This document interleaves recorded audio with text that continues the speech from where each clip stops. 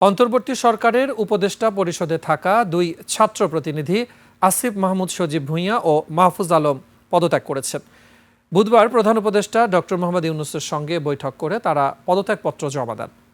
আসিফ মাহমুদ ছিলেন স্থানীয় সরকার, পল্লী উন্নয়ন ও সমবায় মন্ত্রণালয় এবং যুব ও ক্রীড়া মন্ত্রণালয়ের দায়িত্বে, আর মাহফুজ আলম ছিলেন তথ্য ও সম্প্রচার মন্ত্রণালয়ের দায়িত্বে। গত মাসের মাঝামাঝি দুই উপদেষ্টার পদত্যাগের বিষয়ে সরকারের উচ্চ পর্যায় থেকে তাগাদা দেওয়া হয়। নির্বাচন নিরপেক্ষ করতেই সরকারের এমন পদক্ষেপ গুঞ্জন রয়েছে। গত বছরের 5 আগস্ট শেখ হাসিনার সরকার পতনের পর 8 আগস্ট মোহাম্মদ ইউনূসের নেতৃত্বে অন্তর্বর্তী সরকার গঠিত হয়। এই সরকারে জুলাই গণ অভ্যুত্থানে নেতৃত্ব দেওয়া ছাত্রদের প্রতিনিধি হিসেবে 3 জন সরকারে জায়গা পান।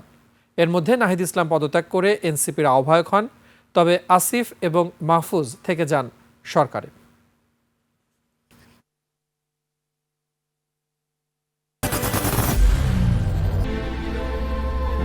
I am Ox.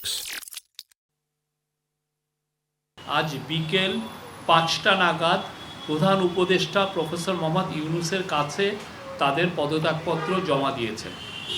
উপদেষ্টারা রাষ্ট্রীয় অতিথি ভবন যমুনায় উপস্থিত হয়ে পদত্যাগপত্র জমা দিলে প্রধান উপদেষ্টা তা গ্রহণ করেন।